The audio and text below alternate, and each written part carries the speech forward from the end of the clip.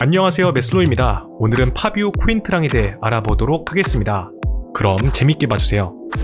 코엔트랑은 윙어 출신의 레프트백으로 공수양면 능력치가 고루 분포된 전술적인 유연성을 지닌 선수란 평가를 받았습니다. 한때 카시나스의 피구라고 불릴 정도로 윙어로서 큰 기대를 받던 유망주였으며 레프트백으로 포지션을 변경한 뒤 능력을 인정받아 무려 레알 마드리드로 이적할 정도로 한때 고평가를 받던 선수였는데요. 자, 파비오 코엔트랑은 2005년 자국의 중소 클럽인 히우아브에서 데뷔에 성공했습니다. 하지만 데뷔 시즌에 구단은 강등을 당하는 불운을 겪고 말았습니다. 그런데 구단의 강등은 오히려 그에게 전화위복으로 작용했는데요. 어차피 1부 리그에서 뛰기엔 피지컬이 완숙하지 않았을 뿐만 아니라 최고의 기량을 가진 선수들과 맞부딪히기엔 경험이 일천했던 까닭에 2부 리그에서의 경험은 불과 17살에 불과했던 그에게 엄청난 자양분이 된 것이었죠. 이렇듯 어린 나이서부터 많은 경험을 쌓은 그는 포르투갈 청소년 대표팀에도 발탁되는 영광을 안았고, 이때 카시나스의 피구라 불리며 피구, 호날두의 계보를 잇는 측면 공격수로 성장할 것이란 기대를 한몸에 받았습니다. 그렇게 2007년 호기롭게 포르투갈의 강호 벤피카로 이적할 수 있었는데요. 이후 2년간의 임대를 통해 일부에서의 경험을 쌓고 벤피카로 돌아왔으나 당시 팀에는 디마리아라는 아르헨티나 출신의 전도 유망한 측면 공격수가 있었습니다. 주전을 꿰차고 경기 감각을 익히는 것이 급선무였던 그에게 대위기였다고 할 수 있었죠. 하지만 코엔트랑이 가진 수비 잠재성을 눈여겨본 헤수스 감독은 그를 측면 수비수로 전환하는 기질을 발휘했고, 그와 디마리아는 좌측면에서 엄청난 시너지를 보여주며 벤피카가 5년 만에 리그를 제패하는 데 1등 공신 역할을 했습니다. 이로 인해 포지션을 전향한 지 불과 단 한 시즌 만에 포르투갈 성인 대표팀에도 발탁되는 영광도 안을 수 있었는데요. 풀백의 공격 가담을 많이 요구하는 벤투 감독의 전술 특성상 윙어 출신의 코엔트랑은 대표팀에서도 빠르게 주전 자리를 차지할 수 있었습니다. 이후엔 남아공 월드컵에 나서 전경기에 출전, 뛰어난 실력을 입증하며 전세계에 자신의 존재감을 널리 떨치게 되죠. 비록 포르투갈은 16강에서 일찍이 짐을 싸야 했지만 공수 밸런스가 잡힌 신예 레프트백의 등장은 많은 이복을 이끌었습니다. 따라서 그는 대회 직후 유럽의 빅클럽들로부터 무수한 러브콜을 받을 수 있었는데요. 특히 레알 마드리드의 무리뉴 감독은 공개적으로 코엔트랑에 대한 관심을 드러내기도 했습니다. 자, 코엔트랑은 2010년 연말 프랑스의 매체 레키프가 선정한 세계 베스트 11에 포함되는 영광을 안았습니다.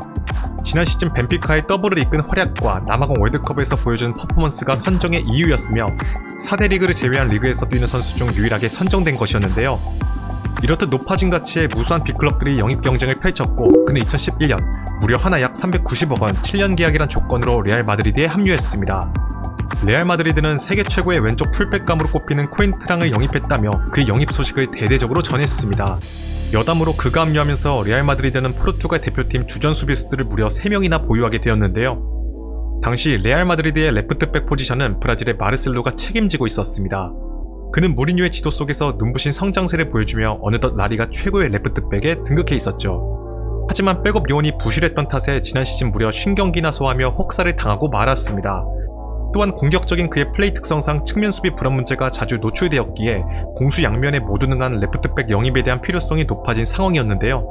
즉, 코엔트랑은 마르셀로의 백업 역할이면서 동시에 경쟁자로 데려온 것이었습니다. 그러나 언론들은 두 선수의 플레이 스타일이 많이 차이나기 때문에 무리뉴의 입맛에 따라 주전이 결정될 것이라고 의견을 내놓았습니다. 자, 해당 시즌의 무리뉴는 핵심인 호날두와 사비 알론소를 제외하고 거의 대부분의 선수들을 교체시키는 폭넓은 로테이션 시스템을 가동했습니다. 이로 인해 코엔트랑에게 많은 기회가 주어질 수 있었는데요. 이뿐만 아니라 그는 라이트백, 수미까지 소화하는 유틸리티한 면모로 레알 마드리드의 전력에 큰 보탬이 되었습니다.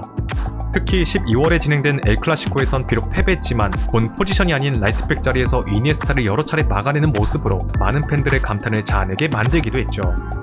이렇듯 그는 마르셀로의 공백 외에도 사실상 전방위 백업 역할도 소화하며 해당 시즌 그동안 바르셀로나에게 번번이 내주었던 리그 우승 타이틀을 레알 마드리드가 재탈환해오는데 크게 기여했습니다. 그리고 시즌이 끝난 뒤엔 유로대회에 참가하여 대표팀이 4강, 대회 최종 3위를 기록하는 데 공헌하면서 레알 마드리드 소속 동료 5명과 함께 유로 베스트 11에 선정되는 영광을 안았는데요. 따라서 많은 이들로 하여금 바르셀로나의 치열한 주전 경쟁을 기대하게 만들었지만 이후서부터 코엔트랑은 한정적인 기회를 받기 시작했습니다. 마르셀로의 포텐이 만개해버리면서 코엔트랑과의 실력 격차가 완전히 벌어지게 된 것이었죠. 마르셀로의 부상이 아니라면 선발 출전할 수 있는 기회가 거의 주어지지 않았습니다. 게다가 12-13 시즌이 끝난 뒤엔 은사 무리뉴마저 팀을 떠나면서 자연스럽게 코엔트랑의 이적설이 불거지기 시작했는데요. 당시 모예스가 새 사령탑으로 오른 맨유로 임대가 가장 유력시 되었으나 협상이 타결되기 전에 이적 시장이 마감되며 코엔트랑은 결국 레알 마드리드에 잔류하게 되었습니다.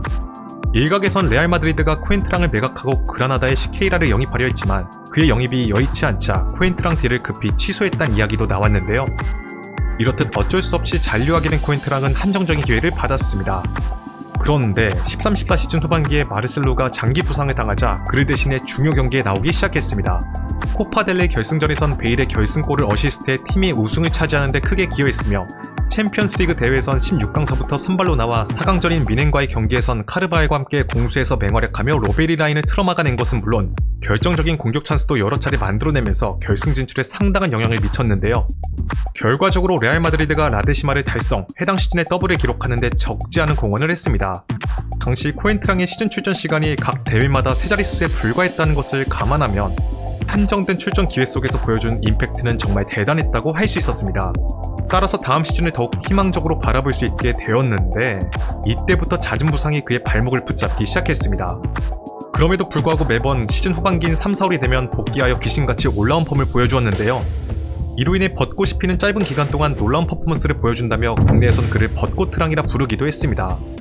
이처럼 잦은 부상과 일관되지 못한 퍼포먼스로 소속팀에서 기회를 받는 빈도는 현저히 줄어든 상황이었지만 놀라운 점은 대표팀에선 확고한 입지를 구축하고 있었다는 것이었습니다. 따라서 코엔트랑은 유로 2016 대표팀 승선의 쐐기를 받기 위해 기회를 찾아 AS 모나코로 임대를 떠나게 되는데요. 그러나 이곳에서도 알 수 없는 부상이 계속해서 반복되었습니다. 시즌 막바지인 4월 무려 시즌 4번째 부상을 당하면서 결과적으로 본인이 원했던 유로 2016 대회 출전은 무산되고 말았죠. 그의 자리는 A매치 단 5경기에 불과한 신예 라파엘 게레이로가 차지했습니다. 여담으로 무명이었던 그는 코엔트랑의 공백을 완벽히 메워내면서 자신의 진가를 발휘했고 포르투갈의 우승에 크게 기여한 점을 인정받아 훗날 도르트문트로 이적하는 데 성공할 수 있었습니다. 자, 이후 레알 마드리드로 복귀한 코엔트랑은 방출설이 대두되었지만 정식 감독으로 부임한 지단으로부터 다시 한번 기회를 얻을 수 있었습니다. 그러나 잦은 부상으로 출전하지 못하며 이로 인해 마르셀로의 백업으로는 라이트백인 다닐로, 센터백인 나초가 대신 출전했는데요. 그러자 지단 감독은 코엔트랑의 잦은 부상에 대해 그는 누구보다 훈련에 참가하고 싶어한다. 가장 불행한 선수가 코엔트랑이라며 그의 계속된 부상에 대해 안타까움을 표했습니다. 그런데 놀라운 점은 봄이 찾아오면 언제 부상을 당했냐는 듯 귀신같이 준수한 경기력을 보여주었다는 것이었죠. 하지만 본인의 몸 상태에 만족하지 못한 코엔트랑은 시즌 2채 끝나기도 전 나는 레알을 위해 뛸 수 있는 몸 상태가 아니다. 포르투갈로 돌아간다면 내 플레이를 회복하는 데 도움이 될 것이다 라고 말하면서 자신의 이적을 암시하는 발언을 내놓았습니다. 그렇게 2017년 여름 그는 자국의 스포르팅으로 한 시즌간 임대를 떠나게 되는데요. 고향 무대로 돌아온 코엔트랑은 심신이 안정된 덕인지 빠르게 건강을 회복했고 스포르팅의 주전 멤버로 올라서는데 성공했습니다. 이곳에서 러시아 월드컵 승선에 대한 희망을 키워갔죠. 그는 해당 시즌 스포르팅의 우승 경쟁에 힘을 보탰으며 리그컵 대회에선 우승을 거두는 데 크게 기여했습니다.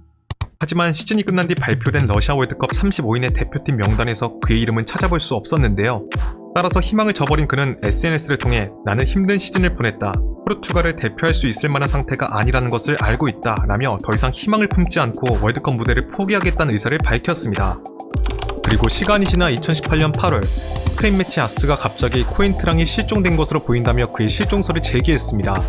추가적으로 코엔트랑이 SNS에 새로운 게시물을 올리지 않은 지 한참 되었으며 심지어 레알 마드리드 훈련장에도 나타나지 않고 있다. 포르투갈 매체들도 그 행방을 알지 못한다 라고 설명했는데요. 이 실종 보도 파장은 꽤나 컸습니다. 아스의 보도 이후 다수의 매체들이 그의 실종에 대해 다루기 시작했고 실제로 소지식 파악이 묘연하다는 소식이 전해졌기 때문이었죠. 따라서 러시아 월드컵에 가지 못한 것에 대한 극심한 좌절감으로 문제가 발생한 것이 아니냐는 의견들을 제시하는 이들도 나타났습니다. 그런데 이 사실을 접한 코엔트랑이 곧바로 자신의 훈련 사진을 찍어 올려 직접 생존 신고를 하며 단 하루치만 뜨거웠던 자신의 실종설을 스스로 일축시켰습니다. 하지만 레알 마드리드로 복귀하여 스페인에서 훈련을 하고 있음에도 불구하고 주변 지인들과 연락이 닿지 않는 점은 의문으로 떠올랐죠. 자, 그리고 레알 마드리드와 계약이 종료된 코엔트랑은 7년간 106경기 출전이란 아쉬운 기록을 남기고 팀을 떠났습니다.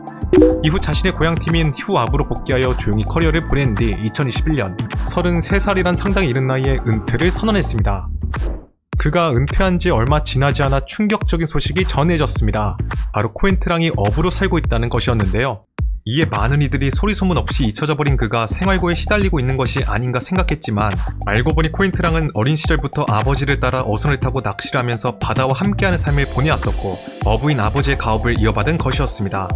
그는 한 유튜브 채널에 출연해 바다에서의 삶은 많은 사람들이 생각하는 것처럼 그렇게 부끄럽지 않다며 자신의 현재 모습에 자부심을 드러냈는데요. 굉장히 행복한 삶을 보내고 있다고 전했습니다. 자, 혹시 여러분들은 파비오 코엔트랑에 대해 어떤 인상을 가지고 계신가요? 댓글로 의견을 공유해주시면 정말 감사드리겠습니다. 자, 오늘의 영상은 여기까지입니다. 재밌게 보셨다면 좋아요와 구독을 부탁드리며 다음에는 더 재밌는 컨텐츠로 찾아뵙도록 하겠습니다. 감사합니다.